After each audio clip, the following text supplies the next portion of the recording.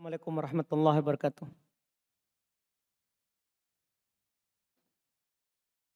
Innal hamdalillah nahmaduhu wa nasta'inuhu wa nastaghfiruh wa na'udzu billahi min shururi anfusina wa min sayyiati a'malina. May yahdihillahu fala mudhillalah wa may yudlil fala hadiyalah. Asyhadu an la ilaha illallah wahdahu la syarikalah wa asyhadu anna Muhammadan abduhu wa rasuluh. Sallallahu ala nabiyyina Muhammadin wa ala alihi wa ashabihi wa man tabi'ahum bi ihsan ila yaumiddin, amma ba'd. Al-ikhwan wal akhwat rahimani wa rahimakumullah. Alhamdulillah, ini majelis yang kedua kita membaca kitab Karamatul Aulia karya Syekh Abdul Fida Abdul Raqib Ibn Ali Ibn Hasan Al-Ibbi hafizahullahu ta'ala. Kita di malam hari ini melanjutkan karamah yang kedua dari karamah wali Allah Subhanahu wa ta'ala. Beliau berkata, Hajaro Ummi Ismail alaihissalam. Di antara kemuliaan yang diberikan oleh Allah Subhanahu wa ta'ala kepada walinya, orang yang dicintai dan disayanginya, adalah apa yang Allah nampakkan kepada Hajar, ibunya Nabi Ismail. Tidak disebutkan istri dari Nabi Ibrahim. Padahal Sarah kemarin disebutkan istri dari Nabi Ibrahim. Kan dikatakan Ibrahim alaihissalam beliau hanya punya satu istri, yaitu Sarah. Adapun Hajar ini kemarin perempuan yang dihadiahkan oleh raja itu kepada istrinya menjadi budak. Dan dalam hukum sebelumnya, demikian pula di hukum Islam juga, sebelum dihapus perbudakan, boleh mendatangi budak yang dimiliki.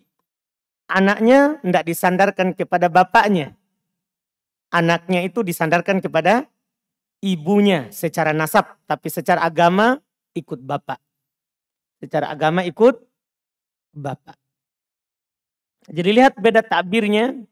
Kalau kemarin Sarah zauji Khalilullah Ibrahim. Sarah istrinya kekasih Allah Nabi Ibrahim. Kalau ini Hajar Ummi Ismail. Hajar ibunya Nabi Ismail. Dan kita juga bisa melihat sebentar bagaimana Nabi SAW mengungkapkannya. Berbeda dengan sebelumnya. Kita baca bagaimana karomahnya perempuan ini. Ibu dari Nabi Allah Subhanahu wa ta'ala. Ismail alaihissalam. Beliau berkata, Qala al-Bukhari. Beliau bawakan kisah ini. Kisah yang dinukil oleh Imam Al-Bukhari dalam sahihnya. Ini kisah sahih. Bukan cerita dongeng biasa. Ini dari wahyu. Yang diwahyukan oleh Allah Subhanahu wa ta'ala kepada Nabi kita Muhammad SAW. Qala Imam Al-Bukhari berkata, wa haddatsani Abdullah ibn Muhammad. Telah menceritakan kepadaku, guru beliau yang bernama Abdullah ibn Muhammad. Haddatsani Abdul Razzaq. Guru beliau berkata, telah menceritakan kepadaku Abdul Razzaq. Akhbarona Ma'mar. Abdul Razzaq, yaitu guru dari guru Imam Al-Bukhari berkata, ini saya ambil dari Ma'mar. An Ayub As-Sikhtiyani. Dari sahabat. Dari Ayub As-Sikhtiyani, juga masih dari tabi'in. Wa Katsir. Ibnu Katsir ibnul Muttalib ibn Abi Da'ah. Jadi beliau ambil dari dua orang, diambil yaitu Ma'mar, diambil dari dua orang tabi'in. Ayub As-Sikhtiyani dan Katsir ibn Muttalib ibn Abi Da'ah. Dan beliau katakan yazidu ahaduhuma alal akhar. Keduanya saling melengkapi dalam kisah ini. An Sa'id ibn Jubair. Dari Sa'id ibn Jubair. Qala ibn Abbas. Berkata Abdullah ibn Abbas. Sahabat yang mulia. Abdullah ibn Abbas. Yang didoakan oleh Nabi SAW. Untuk mengajarkan kepadanya. Ta'wil Al-Quran. Yaitu tafsir Al-Quran.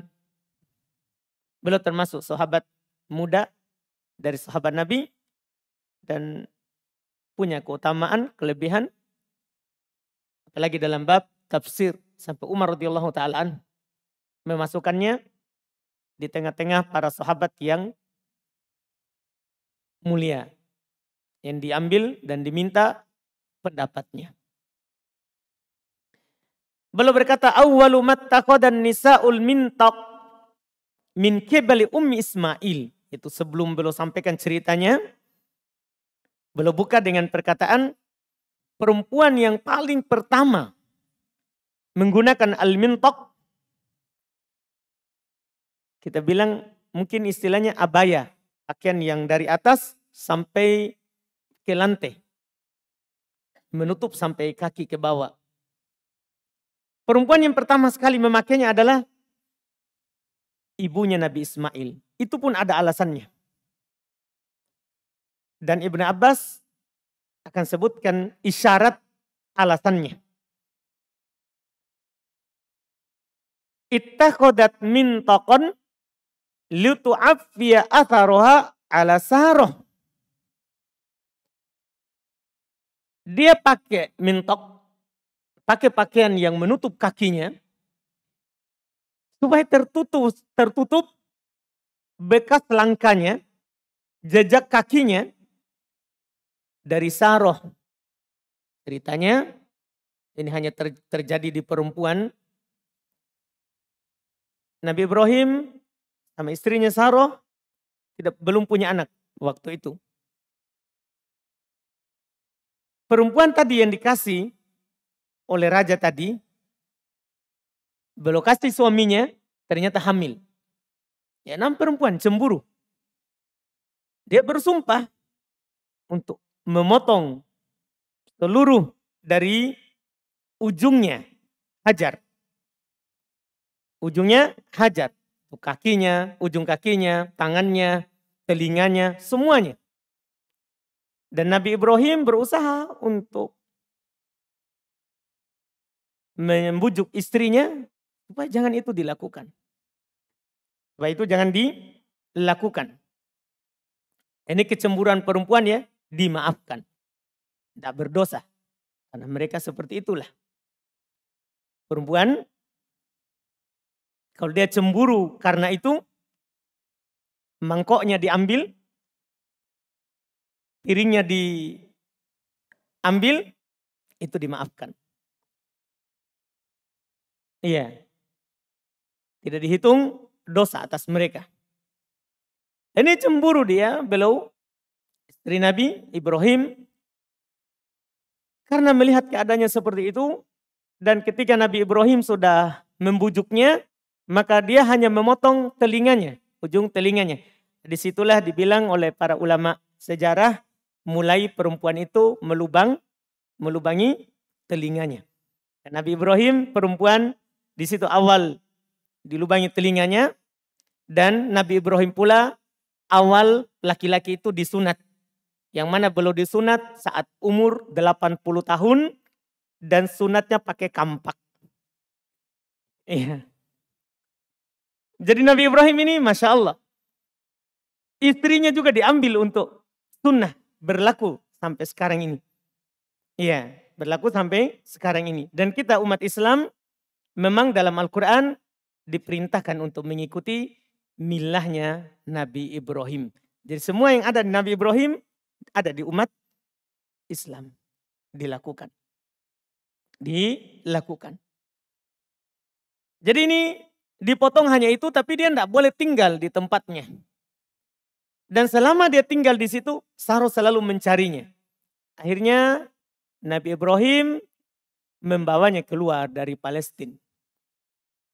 Tentunya dengan wahyu dari Allah Subhanahu wa taala dibawa ke Makkah, sebentar akan diceritakan. Nah, untuk tidak diketahui kemana arahnya, kemana dia pergi, dia pakai mintok. Itu tadi, pakaian yang sampai ke lantai dan menghapus jejak langkahnya. Jejak langkahnya. Ini perempuan yang pertama sekali pakai itu. Dan itu juga dipakai oleh wanita muslimat di zaman Nabi SAW sampai Ummu Salamah. Ketika Nabi SAW menyebutkan dan memberikan arahan kepada para sahabat bahwa haramnya isbal itu melebihkan pakaian di bawah mata kaki. Nabi sebutkan bahwa orang yang seperti itu Allah tidak akan berbicara kepadanya hari kiamat. Allah tidak akan melihatnya. Allah tidak akan mensucikannya di hari kiamat. Ummu Salamah waktu itu beliau sedang disisir oleh pembantunya, pelayannya. Dia bilang kepada pelayannya, ilaika anni, mundur dariku, saya mau dengar apa yang diucapkan oleh Nabi SAW. Pelayannya bilang, Nabi bilang manusia, bukan perempuan. Tapi istrinya bilang, saya juga manusia. Saya juga manusia, masuk dalam seruan itu. Didengarlah itu dan beliau berkata, ya Rasulullah, bagaimana perempuan, apa yang harus dia lakukan dengan pakaian lebihnya ke bawah? Karena mulai dari zamannya Sarah, zamannya Hajar, kebiasaan Arab, pakaiannya selalu lebih di bawah. Sampai turun ayat hijab, sempurna mereka tutup. Mereka tutup. Iya, jadi dia bertanya, kata Nabi, ya, dia kurangi. Dia ulurkan satu jengkal saja. Kata Ummu Salamah, kalau begitu akan tersingkap kalau jalan. Ya, tambah satu hasta dan jangan lebih. Jangan lebih. Ini pokok kita adalah ini perempuan yang pertama sekali pakai. Iya, pakaian yang disebutkan oleh Ibnu Abbasin radhiyallahu taala anhuma. Tsumma ja'a biha Ibrahim. Sekarang berlanjut cerita. Jadi keluar dan dibawa oleh Nabi Ibrahim, diantar oleh Nabi Ibrahim alaihissalam. Wa bibniha Ismail dan anaknya Ismail. Wahya turdi'uhu. Waktu itu masih menyusui. Masih bayi.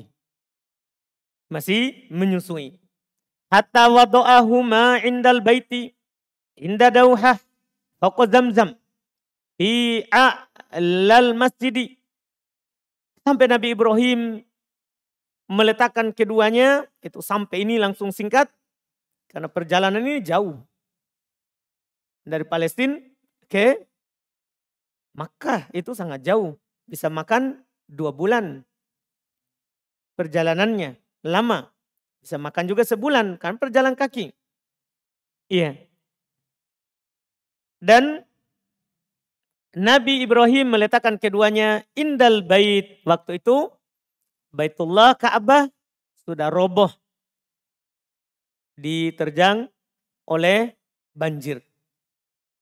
Terjang oleh banjir. Roboh tapi masih ada. Bangunannya, dasarnya. Masih ada dasarnya.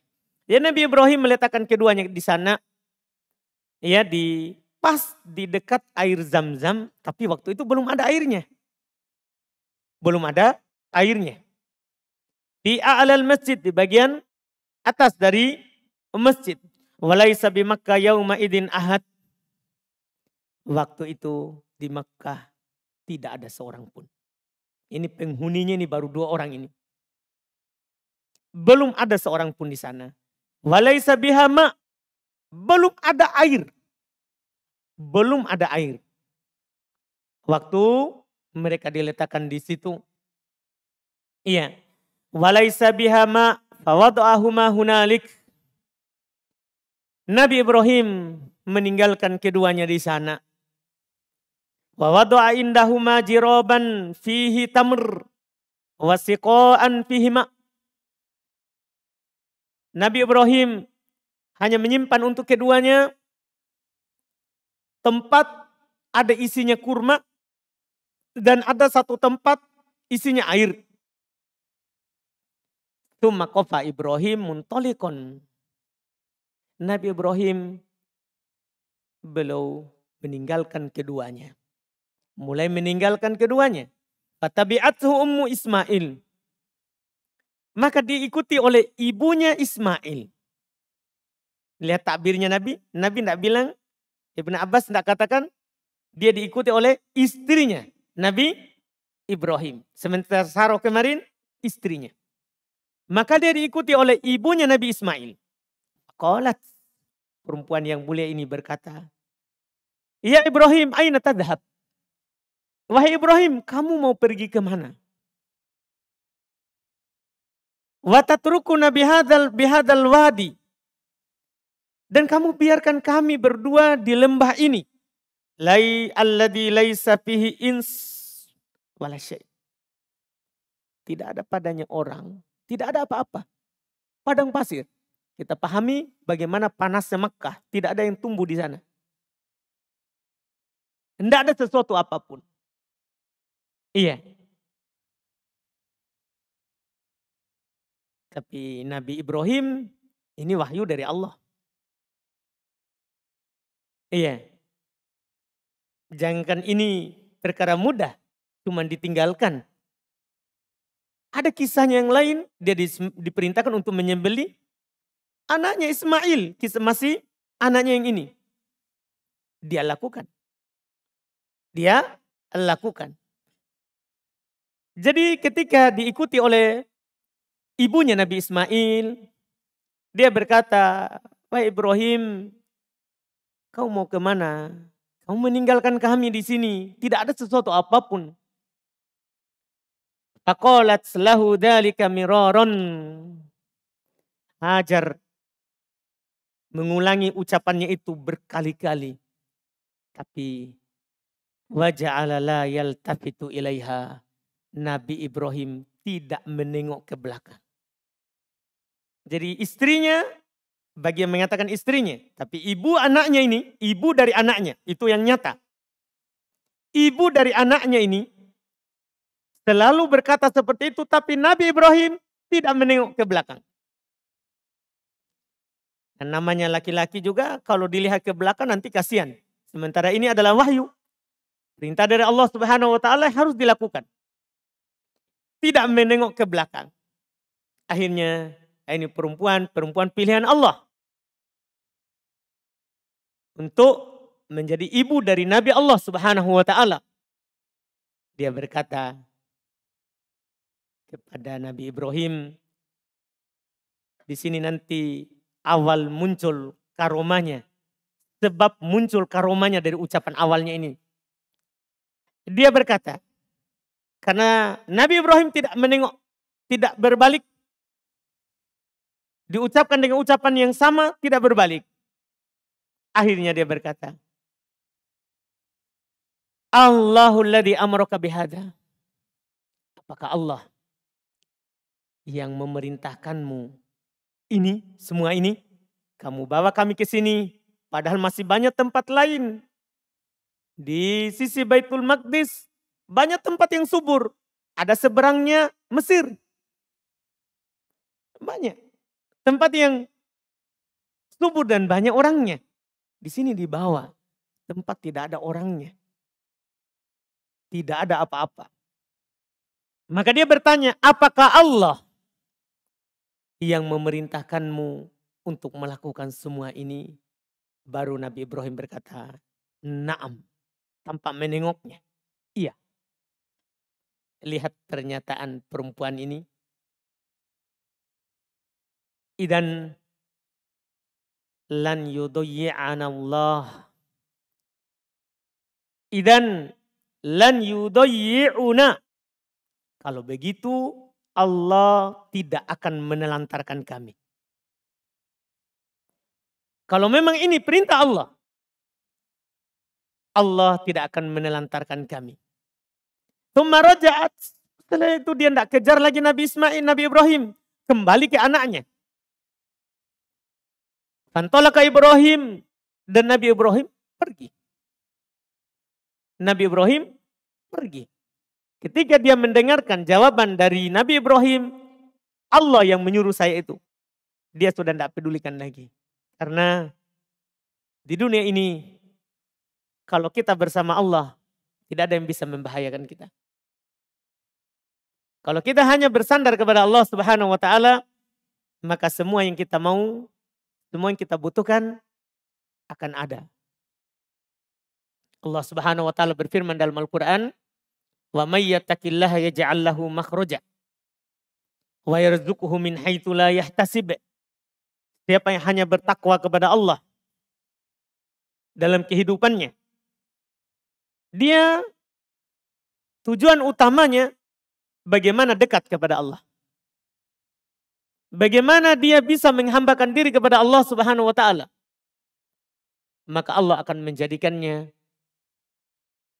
jalan keluar dari setiap masalahnya. Dan Allah akan memberinya rezeki dari arah yang dia tidak sangka-sangka. Pasti ada rezekinya. Dan sebentar memang nyata. Karena bagi orang yang bertakwa, tidak ada ceritanya jalannya buntu. Semua masalahnya ada jalan keluarnya. Karena bagi orang yang yakin kepada Allah Subhanahu wa taala, dia pasti yakin dia tidak akan meninggal kalau rezekinya belum habis. Yang dituliskan untuknya. Tidak akan mati. Walaupun di situ secara sebab tidak ada. Allah akan adakan. Juga Allah Subhanahu wa taala berfirman, "Wa may yatawakkal 'ala Allahi fahuwa hasbuh." Siapa yang hanya bertawakal, bersandar hanya kepada Allah, Allah akan mencukupinya. Juga Allah Subhanahu wa taala berfirman, "Wa may yattaqillah yaj'al min amrihi yusra." Siapa yang bertakwa kepada Allah, Allah akan menjadikan seluruh perkaranya itu mudah. Sesulit apapun, kalau kita bertakwa kepada Allah saja, mudah bagi kita. Kalau kita tidak bersandar kepada manusia. Kita lebih percaya apa yang ada di tangan Allah daripada apa yang ada di tangan orang. Di tangan manusia. Allah akan mencukupi kita. Allah akan memudahkan semua yang kita inginkan. Bahkan Nabi SAW tegaskan di dalam hadits Umar bin Khattab radhiyallahu taala anhu, "Lau annakum tawakkaluna 'ala Allahi haqqa tawakkulihi la razaqakum kama turzaqut thair taqdu khimasa wa taruhu bitona." Seandainya kalian bertawakal kepada Allah, menyandarkan seluruh perkara kalian hanya kepada Allah, maka kalian akan diberi rezeki sebagaimana burung diberi rezeki. Burung. Iya, kita maklumi bersamalah burung. Dia tidak punya akal untuk memikirkan apa yang usaha yang terbaik untuknya supaya bisa dapat rezeki. Dia hanya bisa bekerja kalau bukan dengan tangannya, ya dengan mulutnya saja. Kalau kita manusia banyak yang kita bisa pakai untuk mencari rezeki Allah Subhanahu wa taala. Tidak ada simpanannya. Kata Nabi, kalau kalian bertawakal kepada Allah, haqqa tawakkulihi, dengan sebenar-benarnya tawakal kepadanya, la razaqakum kama turzaqut thair. Kalian akan diberi rezeki sebagaimana burung diberi rezeki. Taqdu khimasa wa taruhu bitona. Di pagi hari dia bangun dalam keadaan perutnya kosong, kantong makanannya kosong, tapi pulang di sore hari sudah penuh. Itu burung. Itu burung. Karena mereka hidup. Tentunya semuanya keluar dari perut ibunya sudah tertulis rezekinya. Sudah tertulis rezekinya. Kalau kita hanya bersandar kepada Allah, maka tidak ada yang bisa membahayakan kita. Maka lihat ini seorang perempuan ini. Ketika Nabi Ibrahim tidak jawab apa-apa, dia bertanya, apakah Allah yang menyuruh kamu ini? Nabi Ibrahim bilang, iya. Dia langsung bilang, kalau begitu kami tidak akan ditelantarkan. Nabi Ibrahim pergi, dia kembali ke anaknya. Ya. Setelah itu, kata Ibn Abbas radhiyallahu taala anhuma, fantalaqa Ibrahim hatta idza kana 'inda tsaniyati. Maka Nabi Ibrahim pun pergi sampai beliau berada di Tsaniyah, satu bukit dekat Baitullah, dekat Makkah, dekat Baitullahil Haram. Haitsu la yarawnahu, tatkala Ismail, Hajar tidak lagi melihatnya, baru beliau menghadap ke sana. Baru beliau berbalik, tadi tidak berbalik. Sama sekali. Di sanalah beliau menghadapkan wajahnya ke Al-Bait, tsumma da'a bihaula'il kalimat wa rafa'a yadayhi. Kemudian beliau berdoa dengan kalimat-kalimat ini yang ada dalam Al-Quran dan beliau mengangkat tangannya.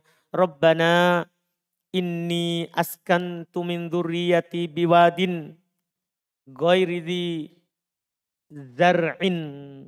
Itu di surat Ibrahim. Di surat Ibrahim yang doanya terkenal, beliau berkata, itu dihikayatkan oleh Allah Subhanahu wa taala di ayat 37. Rabbana inni askantu min dzurriyyati biwadin ghairi dzi zar'in inda baitikal muharram. Rabbana liyuqimus sholata faj'al af'idatan nasi tahwi ilaihim warzuqhum minats tsamarati la'allahum yashkurun. Ini beliau berdoa. Wahai Rabb kami. Wahai Rabb kami. Karena beliau berdoa bukan hanya untuk dirinya. Tapi juga untuk anak dan perempuan yang melahirkan anaknya. Beliau berdoa, wahai Rabb kami. Saya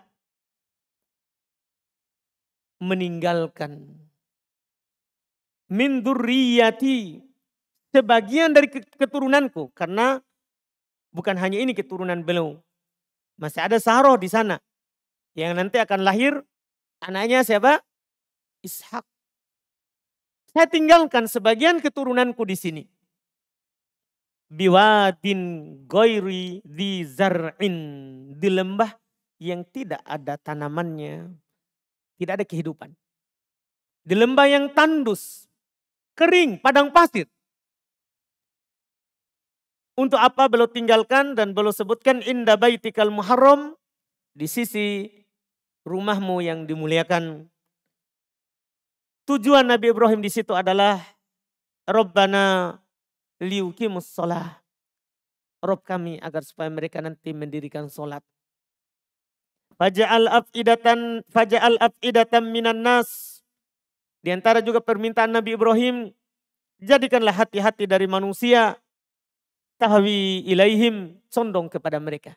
Tidak ada seorang mukmin pun kecuali pasti cinta kepada Makkah kalau dia mendengarkan namanya. Karena itu adalah doa Nabi Ibrahim yang telah dikabulkan oleh Allah Subhanahu wa taala. Semua muslim cinta Makkah. Bahkan jangankan muslim, manusia secara umum.